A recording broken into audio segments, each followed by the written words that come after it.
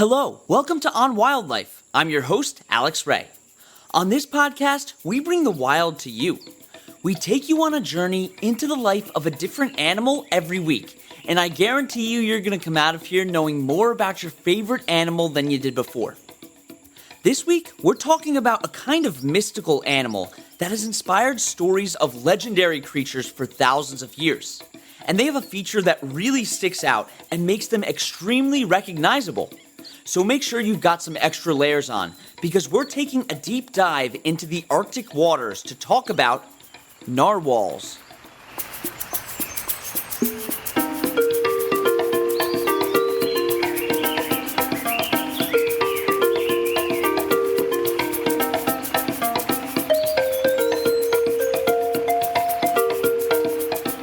Narwhals are small, toothed whales that are found in freezing cold bodies of water.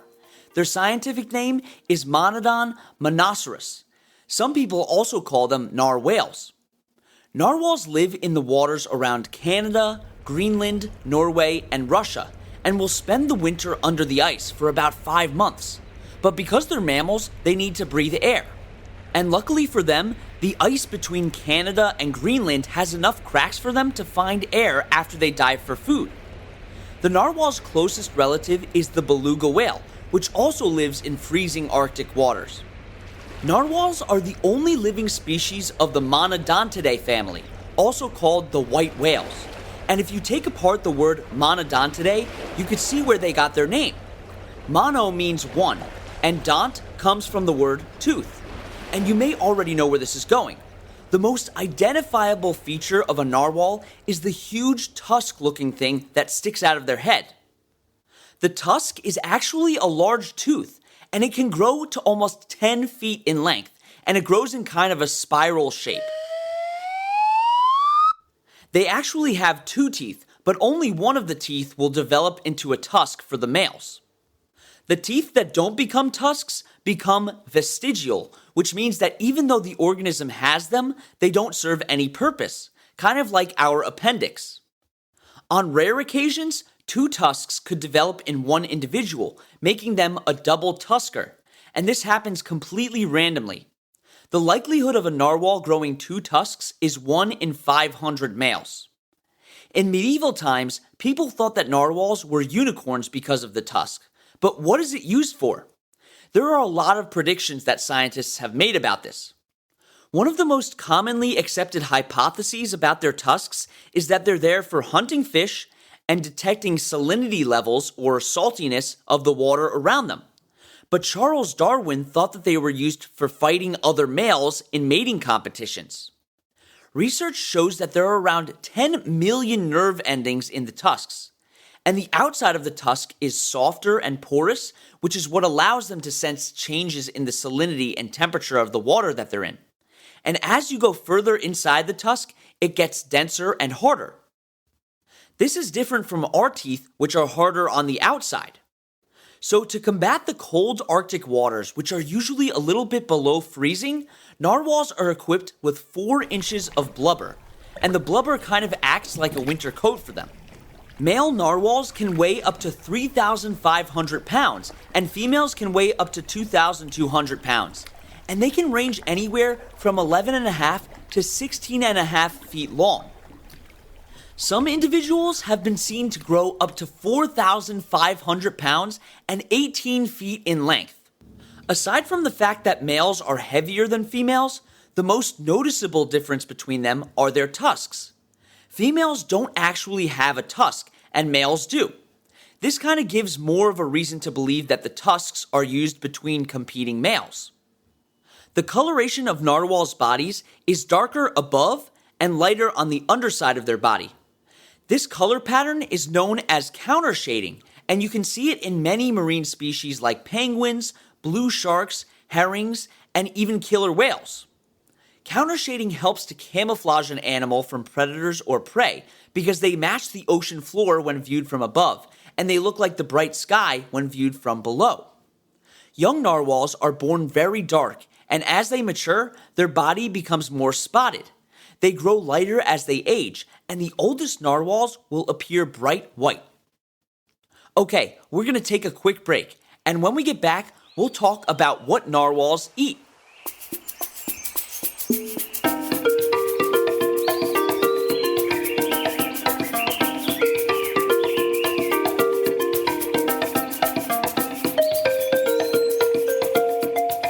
The person that I want to recognize on this week's episode of Notable Figures in Science is Dr. Neil deGrasse Tyson, who is currently an American physicist and someone you may have heard of.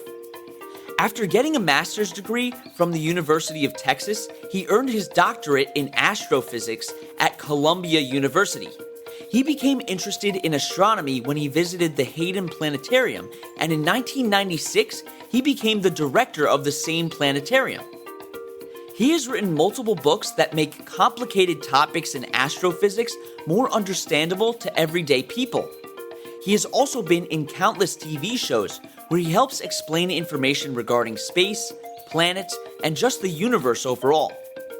I believe that he's making a positive impact in the scientific community by making it more accessible to everyone and encouraging the younger generation to follow careers in science. If you want to learn more about Dr. Tyson or this series in general, check out onwildlife.org.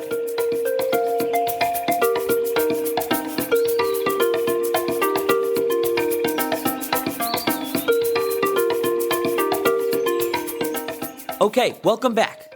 So, narwhals are exclusively carnivorous, and they eat a variety of different foods. They can eat different fish species like halibut and cod, but they'll also eat squid and shrimp. Their hunting grounds are near the edge of the ice floes in the winter and the ice-free water in the summer. Narwhals are the only toothed whale that don't really have teeth besides that big tusk. And it's believed that narwhals eat by using a strong suction force to inhale their prey. And they'll go to great lengths to catch their prey, literally. They will dive down to depths of 4,000 to 5,000 feet for times of up to 30 minutes in order to find their prey before they have to surface again for air. These dives make them some of the deepest diving marine mammals behind elephant seals and other species of whales. Now, even though narwhals eat a lot of different types of animals, they're not exactly at the top of the food chain. Their main predators are killer whales, polar bears, and even walruses, which will hunt narwhals if they get trapped in the ice. The fact that walruses will eat them is pretty surprising because their main diet really consists of small fish. Killer whales are one of the most likely animals to get a hold of a narwhal, but narwhals do have an advantage over them. Unlike some species of whale, they don't have a dorsal fin, and this makes it a lot easier to navigate in parts of the ocean that have a lot of ice. And they use this ice as refuge from killer whales because their dorsal fins make it extremely hard to navigate where there's a layer of ice floating on top of the water. Narwhals are also hunted by the Inuit people. They can be hunted for their meat, as their skin is filled with vitamin C, but they're also hunted for their tusks, which are made of ivory.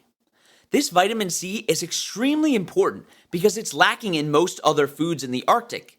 And historically, the tusk has been considered a medical cure-all, as many other animal parts continue to be. In the Middle Ages, the tusk was said to cure epilepsy, make the heart stronger, and cure poisons. Another danger to narwhals is the expansion of pack ice as the weather gets colder. Narwhals can swim into the water before it freezes, but as it gets colder, herds of narwhals can be trapped in pools of open water as the ice closes in on them. The term for entrapment in the ice is called a savsat, and the worst savsat event took place in the winter of 1914 to 1915, resulting in the death of over 1,000 narwhals.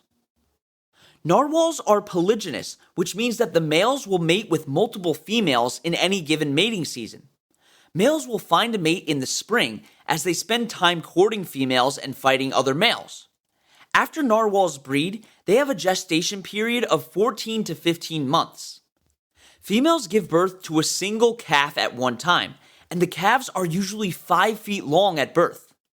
Calves are born in deep bays or inlets, and they're nursed with fatty, nutrient-rich milk that comes from their mother.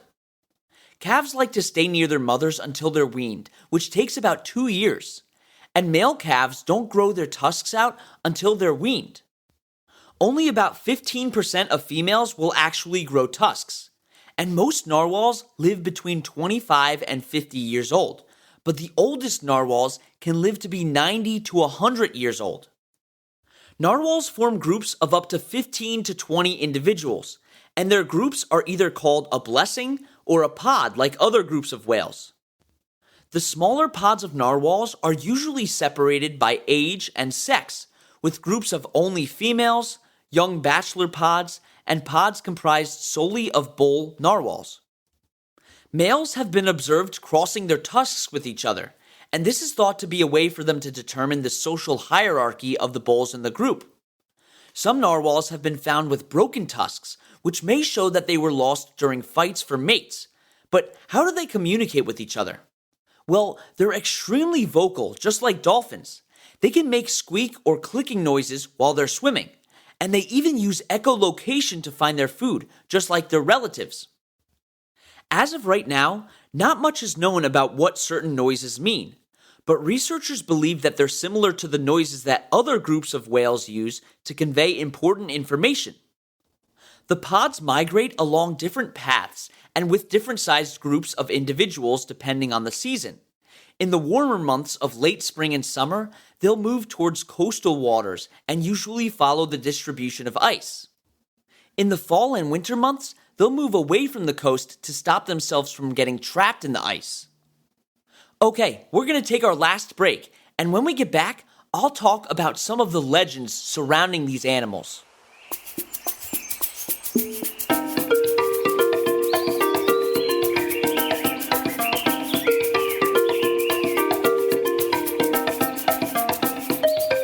It's time for a trivia question.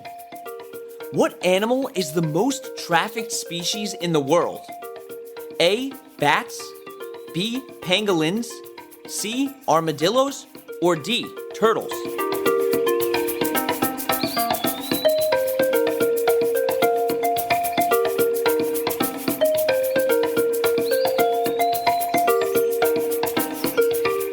The answer is B. Pangolins are the most trafficked animal species in the world.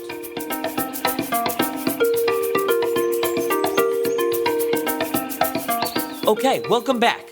So there are plenty of stories about narwhals from the indigenous people of the Arctic.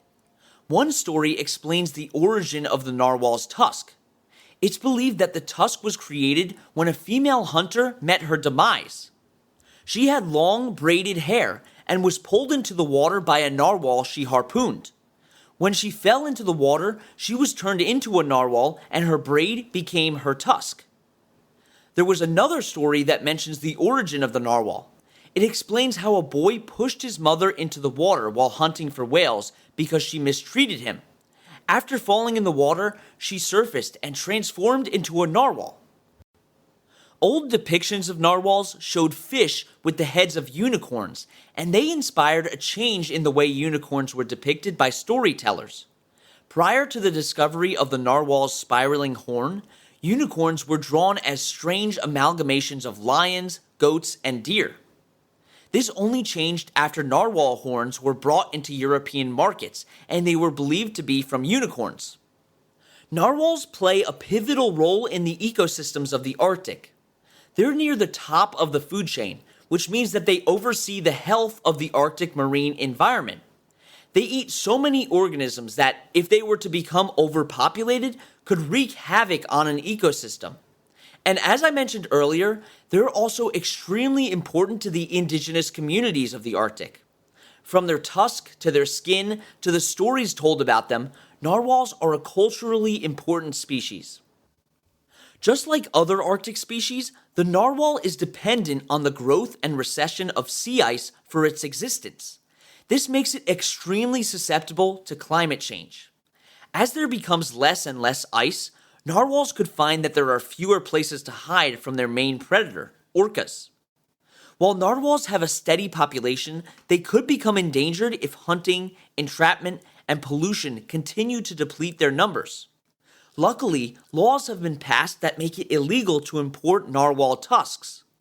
One huge issue that they're facing right now is noise pollution, usually made by ships, especially ones that have a radar system. Since they rely on audio cues to make their way through the Arctic, the increase in ocean noise poses a serious threat to their safety. With more noise pollution, they won't be able to find food and mates as easily or avoid predators. Throughout history, zoos have also tried to keep narwhals in captivity, but none have lasted for more than a few months. This is one of those species that's unable to be properly taken care of by humans, just like great white sharks. And while we shouldn't keep any animals in cages or tanks, there are some animals that just aren't able to live out of the wild. Narwhals are listed as least concern by the IUCN Red List, with a population of somewhere between 50,000 and 70,000 individuals. But marine habitats are in danger right now. So here are some organizations that you should take a look at that are trying to help these ecosystems recover. You can check out Save the Whales, Oceans North, and Ocean Care. Thank you so much for coming on this adventure with me as we explored the world of narwhals. You can find the sources that we used for this podcast and links to organizations that we reference at onwildlife.org. You can also email us at onwildlife.podcast@gmail.com. And you can follow us on Instagram at on_wildlife or on TikTok at onwildlife. Don't forget to tune in next Wednesday for another awesome episode. And that's On Wildlife.